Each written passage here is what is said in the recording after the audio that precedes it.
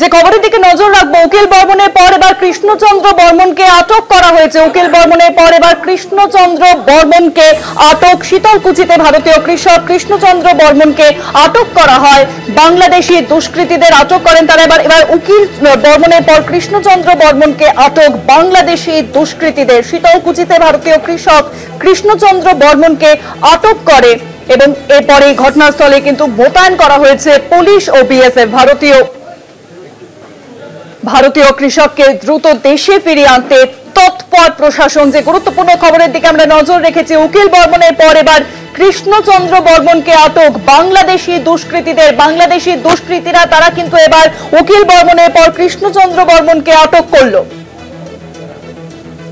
আরো জানাবেন বিস্তারিত সরাসরি রয়েছেন আমাদের প্রতিনিধি রবিউল হোসেন। রবিউল, দেখো, তোমাকে জানিয়ে রাখি, একেবারে শীতলকুচি ব্লকের গোলেনাহাটি এলাকার ঘটনা। সেখানকার কিন্তু ভারতীয় যুবক কৃষ্ণচন্দ্র বর্মন, তিনি আজ যখন সীমান্ত পেরিয়ে কাঁটাতার পেরিয়ে ভারতীয় যে ভূখণ্ড রয়েছে সেই ভূখণ্ডে কিন্তু তার চাষের জমি রয়েছে, সেই চাষের জমিতে যখন তিনি চাষবাস করার জন্য গিয়েছিলেন, ঠিক সেই সময় অভিযোগ একদল বাংলাদেশি দুষ্কৃতী তাকে কিন্তু সেখান থেকে জোর করে উঠিয়ে নিয়ে যায়। এবং তারপরে কিন্তু এই খবর বা তার বাড়িতে আসার পর পরিবারের তরফ থেকে কিন্তু গভীর উদ্বেগের সৃষ্টি হয়েছে এবং পরিবারের লোকেরা এবং স্থানীয় যারা প্রতিবেশী রয়েছেন তারা কিন্তু সঙ্গে সঙ্গে স্থানীয় যে বিএসএফ ক্যাম্প, সেই বিএসএফ ক্যাম্পের সঙ্গে যোগাযোগ করে এবং একই সাথে শীতলকুচি যে থানা রয়েছে সেই শীতলকুচি থানার সঙ্গে যোগাযোগ করে। ইতিমধ্যেই কিন্তু সেই এলাকায় যাতে এই ঘটনাকে কেন্দ্র করে কোনো অপ্রীতিকর পরিস্থিতি তৈরি না হয় সে বিষয়ে কিন্তু একদিকে যেমন একেবারেই পুলিশ প্রশাসন তারা মোতায়েন রয়েছেন এবং অপরদিকে কিন্তু সীমান্তে আরো নজরদারি বাড়ানো হয়েছে। যথেষ্ট সংখ্যক বিএসএফ যারা জওয়ান তারাও কিন্তু মোতায়েন রয়েছেন। তবে একেবারেই তোমাকে জানিয়ে রাখি, শুধু কৃষ্ণচন্দ্র বর্মন নয়, এর কয়েক মাস আগেও কিন্তু এই শীতলকুচির গোলেনাহাটি এলাকাতেই আরেক ভারতীয় যুবক কৃষক উকিল বর্মন, তাকে কিন্তু বাংলাদেশি দুষ্কৃতীরা কিন্তু একেবারেই সীমান্তে চাষের জমি থেকে অপহরণ করে নিয়ে গেছিল। তারপরে কিন্তু কয়েকদিনের মধ্যেই তাকে কিন্তু যদিও নিজ দেশে ফেরাতে সমর্থ একেবারেই কিন্তু ফেরানো গিয়েছে প্রশাসনের সঠিক পদক্ষেপে এবং সহযোগিতায়। এখন একেবারে কিন্তু সাধারণ যারা মানুষ রয়েছেন তারা কিন্তু একেবারে উদ্গ্রীব হয়ে আছেন যে উকিল বর্মন যেভাবে ঘরে ফিরেছে ঠিক সেভাবেই কৃষ্ণচন্দ্র বর্মন কবে ঘরে ফিরবে। এ ব্যাপারে কিন্তু ইতিমধ্যে তৃণমূল কংগ্রেসের রাজ্য মুখপাত্র পার্থপ্রতিম রায় তিনি জানিয়েছেন, তিনি গোটা বিষয়টি কিন্তু প্রশাসনের নজরে এনেছেন এবং বিএসএফ এর উচ্চপদস্থ আধিকারিকের সঙ্গে কথা বলেছেন। তবে গ্রামবাসীরা তারা কিন্তু একেবারেই এই ঘটনা একেবারে উকিলচন্দ্র বর্মনের যখন অপহরণ হয়েছিল ঠিক সেই সময়ে যখন বিএসএফ এর বিরুদ্ধে অভিযোগ তুলছিল, এ ব্যাপারে কিন্তু তারা কিন্তু বিএসএফ এর দিকে কিছুটা একেবারে আঙ্গুল তুলছে। গ্রামবাসীদের অভিযোগ, যে সময় একেবারে বাংলাদেশি দুষ্কৃতীরা এভাবে এসে অপহরণ করে নিয়ে গিয়েছিল উকিলচন্দ্র বর্মনের সময়ও ঠিক সেই সময় কিন্তু সঠিক সময় বিএসএফ জওয়ানরা যদি এগিয়ে আসতো তাহলে হয়তো বাংলাদেশি দুষ্কৃতীরা তাকে বেশি দূরে নিয়ে যেতে পারতো না। ঠিক একই ঘটনা কিন্তু এই কৃষ্ণচন্দ্র বর্মনের বেলাও।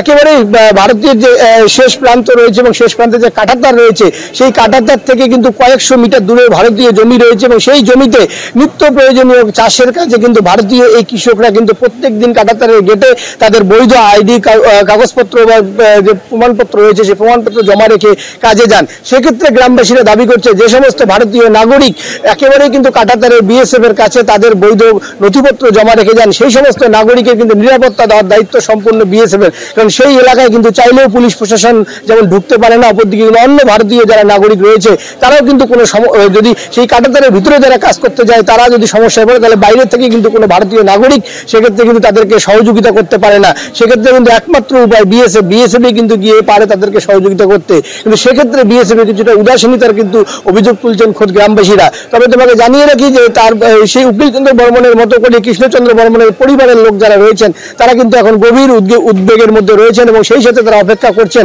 যে কত দ্রুত কৃষ্ণচন্দ্র বর্মন বাড়িতে ফিরে আসে। অপরদিকে ইতিমধ্যে কিন্তু গোটা বিষয়টি নিয়ে একেবারেই প্রশাসনিক যে উচ্চ পর্যায়ে আধিকারিক যারা রয়েছেন তারা কিন্তু গোটা বিষয়টি দেখছেন, এমনটাই আমরা সূত্র মারফত জানতে পারছি এবং একেবারে প্রশাসনের তরফ থেকে একেবারে চেষ্টা চালানো হচ্ছে যে উকিল বর্মনের মতো কৃষ্ণচন্দ্র বর্মনকে যেন দ্রুত ঘরে ফিরিয়ে নিয়ে আসা যায়। তবে সব মিলিয়ে একেবারে গ্রামবাসীরা কিন্তু গভীর উদ্বেগের মধ্যে আছে শীতলকুচির গোলেনাহাটি এলাকার সেই বাসিন্দারা। একদমই, অনেক ধন্যবাদ রবিউল। সরাসরি ছিলেন আমাদের প্রতিনিধি রবিউল হোসেন। আমরা জানি যে শীতলকুচির কৃষক উকিল বর্মনকে তাকেও কিন্তু আটক করা হয় বাংলাদেশি দুষ্কৃতীদের তরফে, আর এবার আটক তারই ভাই কৃষ্ণচন্দ্র বর্মন। 16 এপ্রিল শীতলকুচি কৃষক উকিল বর্মনকে আটক করে বাংলাদেশি দুষ্কৃতীরা এবং তারপর দীর্ঘ টানাপোড়েনের পর 28 দিন পর বাড়ি ফেরেন বাংলাদেশি দুষ্কৃতীদের হাতে অপহৃত ভারতীয় কৃষক উকিল বর্মন। আর এবার